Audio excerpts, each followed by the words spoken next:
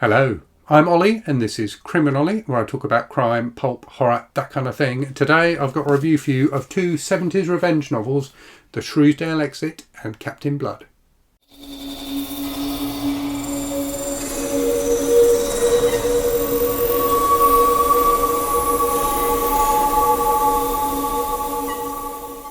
So the 70s seems to have been a time, in the US particularly, where there was a fascination with kind of revenge type stories.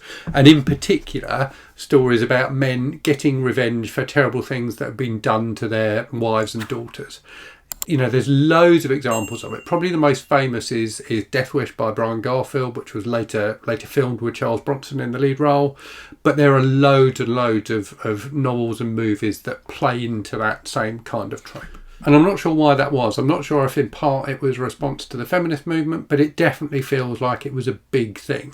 I've recently read two books that fall into that genre, one from near the start of the 70s and one from the end of the 70s.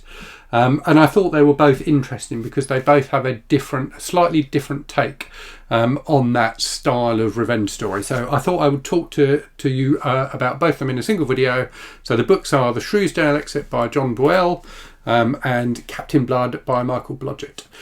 So the Shrewsdale Exit came out in, I think, 72, and Captain Blood came out in 79. So, you know, one from the start and one from the end of the 70s. The Shrewsdale Exit came out, you know, very much around the same time as that whole that whole kind of subgenre of thriller was kicking off. So I think it was the same year that Death Wish was published. It was just after the movie of Straw Dogs was released. Straw Dog itself based on a slightly earlier novel. So there was a start of this kind of swell of this kind of story happening in American culture. So let's talk about them. So the Shrewsdale Exit is interesting because it's very different, or it goes in a very different direction from the one I was expecting. So if you think about the classic kind of story that plays into this trope, it's Death Wish. So in Death Wish, a guy, I can't remember if it's both his wife and his daughter or just his wife, but anyway, they are raped and murdered, and he goes on, he gets a gun and goes on a kind of bloody rampage of revenge. And in that story, and indeed in the Shrewsdale Exit, he is originally a kind of mild-mannered guy, so not someone who owns a gun, not someone who's into firearms, not an aggressive or a particularly macho guy, but the experience that he goes through changes him. And it feels like maybe part of it is that a kind of sense of American men trying to reconnect with the kind of like cowboy, the kind of cowboy way of doing things, the kind of eye for an eye justice. And I suppose a modern, so moving on from that in the 70s, in the 80s we get loads of kind of post-apocalyptic type stories that play into, similar kind of tropes of masculinity. And then more recently we've had, loads and loads of zombie things, which again are, a different kind of post-apocalyptic story.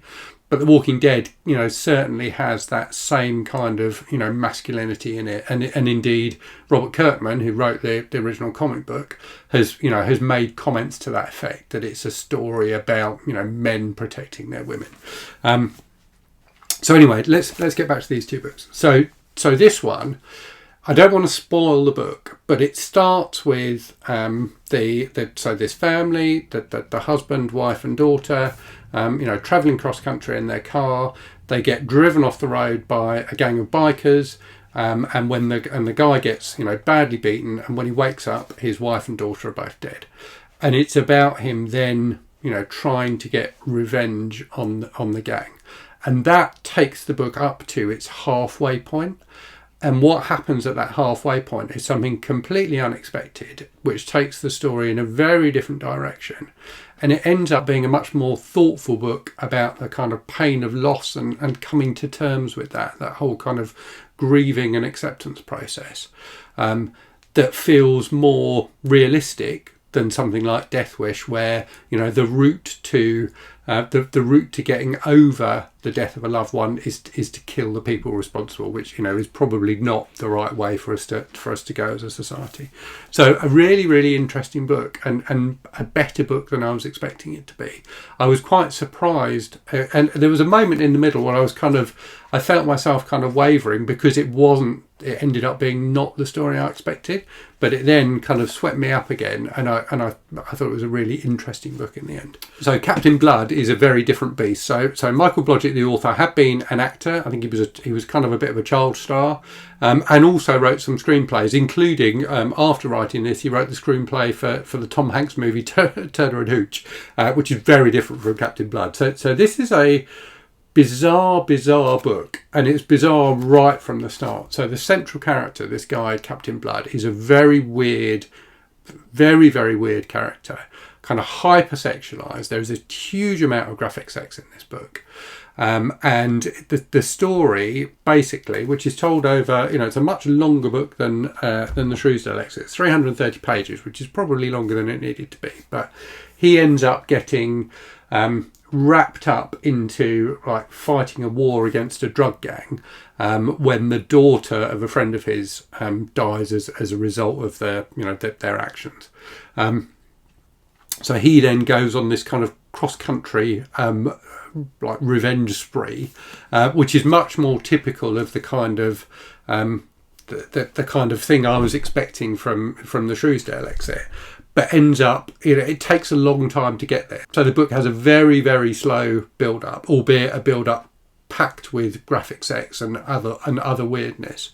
But then the final kind of third, when it kicks into the kind of true revenge tale, is ridiculous in many ways, but very, very enjoyable.